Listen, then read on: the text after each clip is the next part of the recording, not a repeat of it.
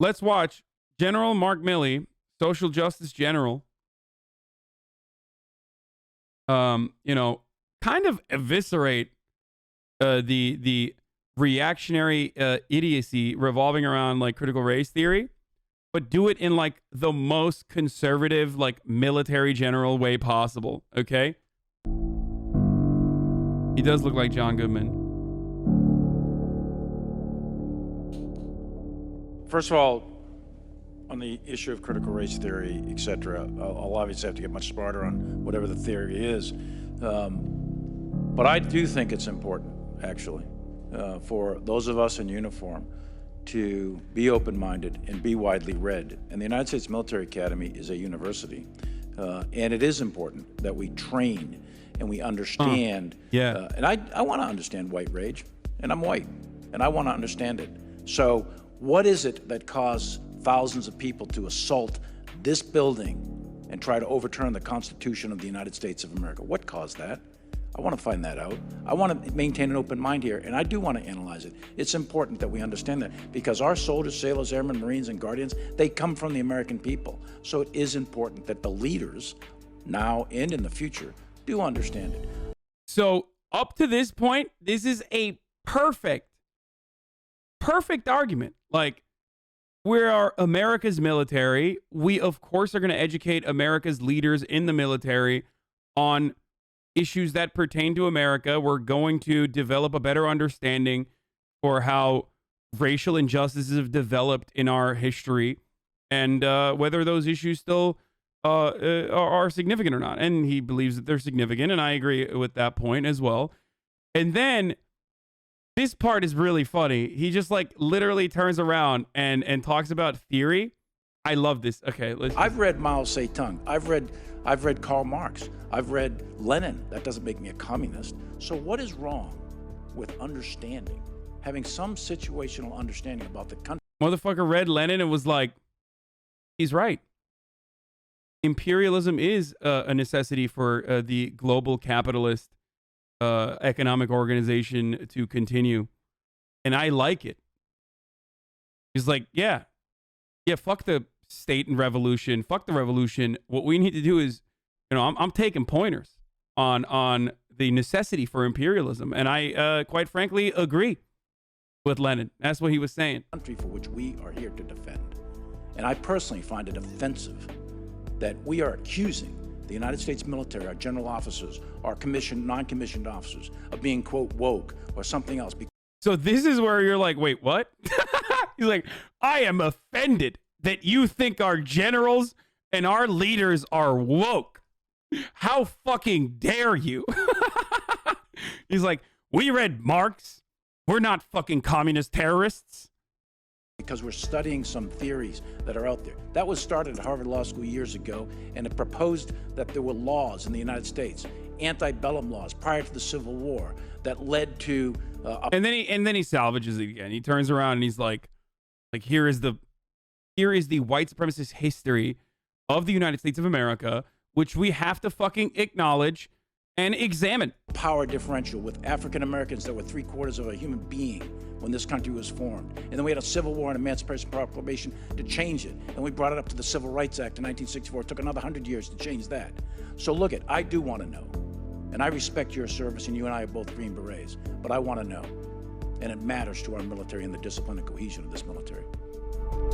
Like, it goes in and out of like, know your enemy. You know what I mean? Like we need to study critical race theory so we can, just like with reading Lenin, we can take the wrong lessons and continue doing all of the white supremacy shit. Like, you can take it that way. He doesn't mean that though. Like, you can tell what he's trying to say there is like, we cover a broad variety of theories and that's understandable. And that doesn't mean that like people are going, I like that the ultimate argument still is like, that doesn't mean people are going to agree with critical race theory. Like, but at the end, at the very least, he like turns around and he says like, this is parts of our history and we need to examine them. And that's precisely what critical race theory says. So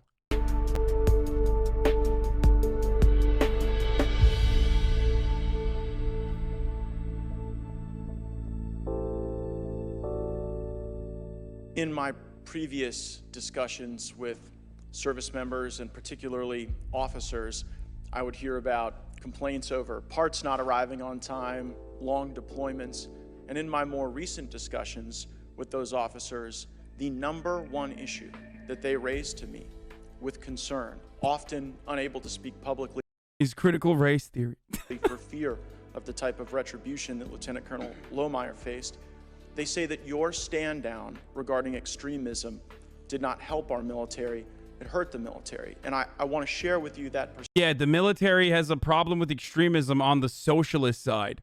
Like, you know, when Spencer Rapone was immediately discharged when he said communism will win. And when he wrote communism will win in his like fucking West Point graduation cap. But extremism such as Atomwaffen should not be dealt with. Like, Atomwaffen is a legitimate right, like far right neo-Nazi sect that purposefully tries to recruit from within the ranks of the military. We know that this exists. We know that it's a huge problem, and we still have like parts of the Marine Corps that have the double fucking, like we have parts of the Marine Corps that like very openly have the Nazi what is it, Nazi symbolism that they use and shit like that. So like extremism in the military exists. It's not about like communist military members. It's absolutely extremism in the form of like Nazi military members. Yeah, insignia was what I was thinking of. Thank you. Like Nazi regalia, Nazi insignia. Like these are huge issues within the American military. And the only reason why like Atomwaffen became a problem or gained notoriety was because some of those members actually either A, successfully carried out executions, or B, were intercepted when they were trying to literally do acts of terrorism or Nazis. So these are domestic terrorists that are being born and bred in the American military. If you're going to deal with that, that's one thing. But I don't think Matt Gaetz is talking about that it caused service members to otherize one another. It impaired group cohesion. How should the Department of Defense think about critical race theory? Could I make a comment, Secretary? I'm sorry. Well, I'm very limited on my time, General Milley. Well, I just want to make a comment that the feedback I know, but I've gotten I've asked the question to Secretary Austin. I don't know what the issue of critical race theory is and what the relevance here with the department. We do not teach critical race theory. We don't embrace critical race theory, and I think that's a spurious conversation. Yeah, good. Yeah, you tell them, dude. And so we are focused on extremist behaviors, and not ideology. I love that the entire GOP strategy revolves around like talking about government waste and misuse of government resources, but then like literally everything they do is just a gigantic waste of time and everyone's resources. Like every time a Republican speaks at a committee hearing, I'm like, why are you asking this question? Like, you should not be here, okay?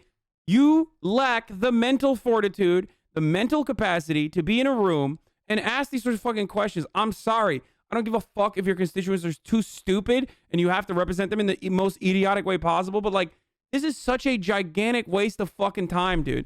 I've never seen a single fucking conservative operate in one of these like hearings when one of these, there are some, you know, notable exceptions, I guess, but like for the most part, the overwhelming majority of conservative rhetoric in all of these hearings is just be a gigantic fucking moron. Okay, that's it. Critical race theory is a big problem in the military. It's like, you're so stupid, dude. Just shut the fuck up. More people need to just say, shut the fuck up. Shut up. Not people's thoughts, not people's political orientation. Behaviors is what we're focused on. And one final point, and thanks for your anecdotal input, but I would say that I have gotten 10 times that amount of input, 50 times that amount of input on the other side that have said hey, we're glad to have had the ability to have a conversation with ourselves and with our leadership. And that's what we need to make sure again, that we reclaiming remain my a time, cohesive Mr. Secretary, organization. it may be that you're receiving that input in the ratios you describe because it was your directive. I want to be very clear. Like, what is this input? Like, why aren't they just addressing the actual fucking thing, which is like, why is it a problem to learn about systemic racism in the military? We need black and brown people to go out and do murders overseas. Okay? So, like, you know, examining the racist past of America is not that bad, okay? We got black people in the military, Matt Gaetz. Just, you know, come on. Shut up. Clear. The military needs to be open to all Americans. Absolutely. That is the strength of the United States military. But once we're in, we bleed green and our skin color is camouflage. We're worried. Oh, God. Our skin color is about that camouflage, American brother. flag on our shoulder. That's the only thing our enemies are worried about. I think we can agree there. But the other thing that they raised to me was a seminar that over 100 cadets attended titled Understanding Whiteness and White Rage, taught by a woman who described the Republican Party platform as a platform of white supremacy. Damn, dude. That's pretty funny. I mean, it's true. Zero lies detected on that. That's cool that happened. This is going on at West Point as we speak to our future military leaders. And sir, I would encourage you, I would demand that you get to the bottom of what is going on in the force, and further for what it means for civilian oversight of the military when our future military leaders. Funny, like, it's like maybe they were understanding white rage so they can channel it, harness it. You know what I mean? They're like, listen up, boys. Today we're going to harness white rage. And, you know, instead of redirecting it back to, you know, our government infrastructure, we are going to do what we have done for hundreds of years and redirect that white rage back to our enemies overseas. Okay? Are being taught that the Constitution and the fundamental civilian institutions of this country are endemically racist, misogynist, and colonialist, and therefore it is their duty to resist them. What does that mean for a future cadet who one day will be sitting where you are?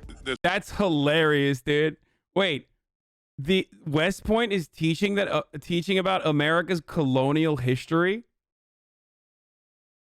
This unironically is like, this has to be, I would love to see this curriculum, dude.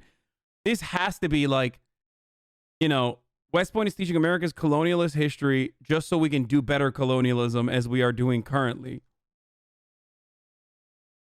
Right? Like, it has to be, right? There's no shot that they're just like, America's colonial past is really damaging. Which is why, like, what? Are they telling everyone at West Point to be like, which is why you need to put down your arms and actively work to dismantle our current military-industrial complex? Like, is that the lesson that you're learning?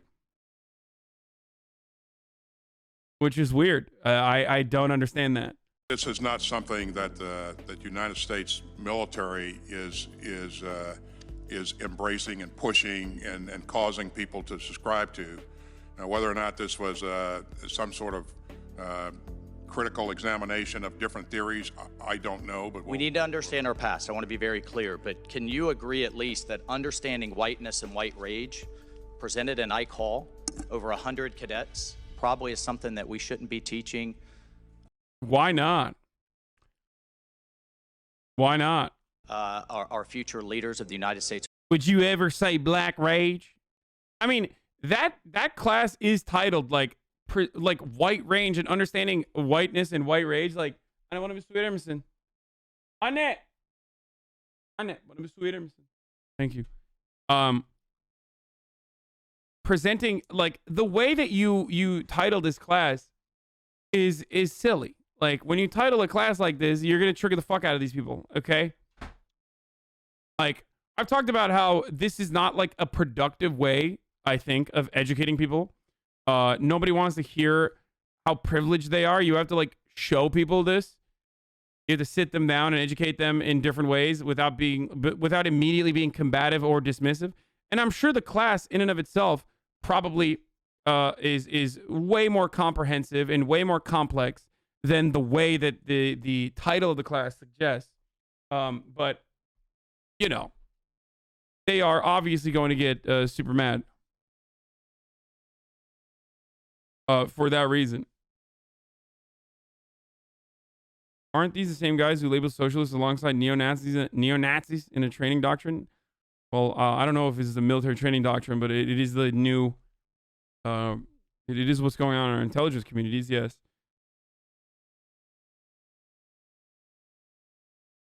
Like, title that fucking, instead of titling that, like, understanding whiteness and white rage, here's what it is. I don't give a shit about this class being taught. And I'm pretty sure that this class, without even looking at what is actually being taught there, I can tell you with at least some level of confidence that this class is most likely going to center around like white supremacy and white supremacist history, stuff like that, right?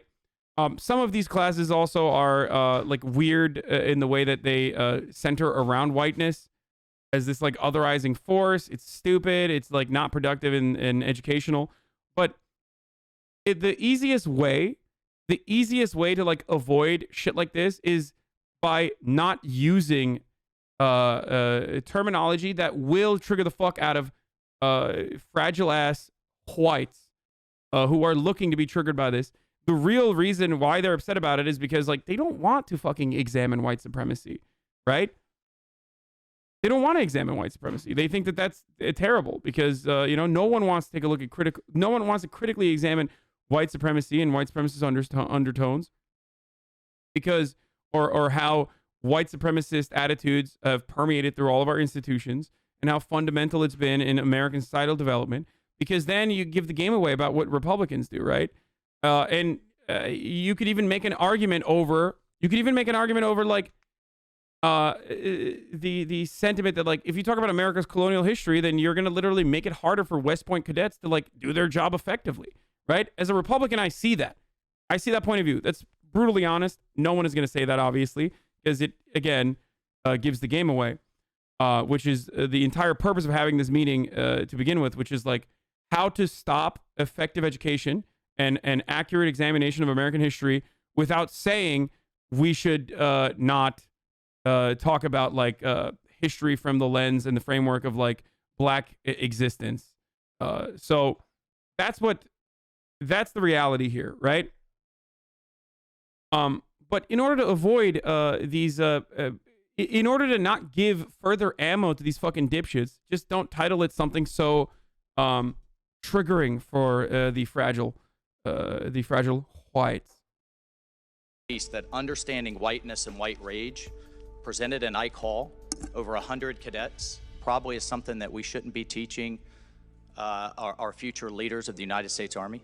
As you have described it, it certainly sounds like that's something that should not occur. Again, I would like to know the specifics of the. Thank you, Mr. Secretary. See, that's a point. Like, you're giving a brownie point to these like reactionary dipshits for no reason. And we've talked about this already, but like the critical race theory guy who like turned this into a genuine problem is this dude named Christopher Rufo. He's gotten dunked on in the past by Mark Lamont Hill. We've watched that video before. And he like very deliberately, he gave the game away a while back where he was like, we are going to make everything turn into critical race theory and we're going to make it like a toxic idea. He works for the Manhattan Institute. Like this is what he does at the Manhattan Institute. And apparently he's also a fucking creationist. So that's pretty cool. You know, the main guy behind the critical race theory, his theory is a far-right Christian fundamentalist creationist freak who larps the facts over feelings rationality, bro. And he's funded by billionaires and corporations through the Manhattan Institute, founded by Reagan's CIA director. So all of these like anti-SJW weirdos, even on the left, like even like Glenn Greenwald, for example, in an effort to be as like subversive as possible, end up betraying core values that I still believe they believe by getting caught up in like Manhattan Institute created think tank right-wing agitprop. Like, how are you going to be Glenn Greenwald and then like literally repeat talking points directly created by the Manhattan Institute? Like, that's so silly. That's silly, man. That's fucking crazy. Creationists are people who don't believe in evolution and the world is like 6,000 years old. Famously, we watched Ted Haggard. I think that was the televangelist last night. And here it is. I mean, here is the actual admission. We have successfully frozen their brand, critical race theory, into the public conversation, and we are steadily driving up negative perceptions. We will eventually turn it toxic as we put all of the various cultural insanities under that brand category. The goal is to have the public read something crazy in the newspaper and immediately think critical race theory. We have decodified the term and will recodify it to annex an entire range of cultural constructions that are unpopular with Americans. So what he's basically stating is like, this is cultural Marxism. This is systemic racism. This is diversity initiatives. This is everything and anything that like reactionary Americans despise, that we are repackaging as like elitist, intelligentsia backed, like academic terminology that everybody fucking kind of hates. And that's it. That's literally it. Like, and they can admit this because no one gives a fuck. And they are so effective. They are so good at propagandizing this shit. They're so good. And Fox News obviously is a major contributor to that. They are so effective at this. And, you know, that's why we have like parents losing their minds at like parent-teacher conferences over critical race theory being taught at our schools. We are sending our tax dollars to this military to an attempt to weed out so-called extremists, which just means conservative evangelical, as far as I can tell. We're paying for that? Why is Congress not saying we're not going to give you a penny until all of this is eradicated? Based. Okay, let's do it. Yeah, defund the military, dude. Hell yeah. I love when conservatives say that they want to defund the military because some cadets at West Point learned about whiteness and white rage. Like, not because it is a $700 billion machine that is ever expanding, that is like basically our only viable economy, which unfortunately roots itself in destabilization, death, and destruction, that is just truly damaging. None of that is a good enough reason to defund the military or like reappropriate some of these funds to like healing this country. But you know, they learned about white supremacy. Some cadets learned about white supremacy. Time to defund the military. Eradicated from the military budget. Nothing. This is my offer to you. Nothing. That's what I would say. I am totally outraged by him and his ridiculous response today. Sorry, Congressman. Go after their budget. The only thing they understand is their budget, their money. That's it. That's all they understand. Congressman, the general. Love that.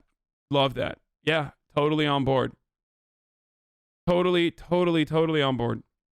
This poison, critical race theory, this cancer, is affecting all of our institutions, the schools, the universities, the military, all over. And it's based on the fundamental proposition that all white people are racist, whether they are inherently that or not, their background. And Dick's like, I'm racist, not because of my whiteness. I'm just racist on its own, okay? I don't like that you assume that all white people are racist. I just like to be racist. I think you're taking that away from me. You're taking away my agency to be racist. That makes them racist. Right. Original sin, really. Yeah. And that all white people got where they got by exploiting blacks. I have a unique thought about that, though. Ooh, I love when conservatives say, I have a unique thought. Conservatives, when they engage in unique thoughts, it's some shit you've never heard of, okay? It is sometimes, if they're not recycling like incredibly old, like constantly reappropriated and recycled talking points about how like, you know, Western civilization needs to be defended at all costs, you know, we must secure an existence for white children, that sort of stuff, you know, just like repackaged, repurposed Nazi propaganda. Sometimes they do arrive at like a truly unique thought. So I'm excited. Let's hear what this has to be. And it's so weird usually. What does this do to the children? What does this do to a kid a quarter of all black marriages are intermarriages racially. Wow. So what does that do? Wow. We need to do something about that. We need to stop that, sir. Thank you, Dick Morris, for letting me know. To a black boy, A black and white kid. whose mother is a white and whose mother is black and his father is white. Right. What does he think? My father exploited my mother, and that's how he got successful. And if the couple breaks up, do they have to choose one? You know what this reminds me of? This reminds me of the TikTok trends where like a black influencer on TikTok will be like, interracial couples, like, how are you gonna go and date a white man or a white woman who like enslaved your ancestors? It's like, this is just on the other side of that. It's great. Like, I get the trauma that led you to arrive at such a fucking horrific conclusion, but like, I don't know. You probably have to recognize that like some of the people, some of your ancestors who are still alive, literally fought to be able to do that. So, miscegenation, that is. Okay, let's hear what else is going on here. Over the other? Does it reinforce the Oedipal notion all kids have of wanting to kill their father and marry their mother? I mean, what does this do to... That is a unique thought.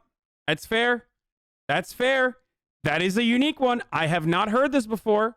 Critical race theory is bad because the real problem with critical race theory is that it will teach biracial kids to want to murder their fathers and fuck their moms. That is good. You gotta hand it to them. I had not heard that before. Obviously, like, Oedipal rage is not a new concept, but it is new in the sense that it's applied to this theory. Like, I had not seen Oedipal rage in the context of like racial agitation, so it's pretty cool. The children. And to have a fourth grader sitting in class who might be white, being told that everything his family has and everything he enjoys and has accomplished is because they exploited other people. Like, that's not what critical race theory is, man. Oh, this is what I mean when I say like, it's everything and anything, okay? It's everything and anything that like I don't like. And it might have nothing to do with what is actually being taught in schools, but it doesn't matter. It's what I'm going to say is being taught in schools. What a fucking dumbass.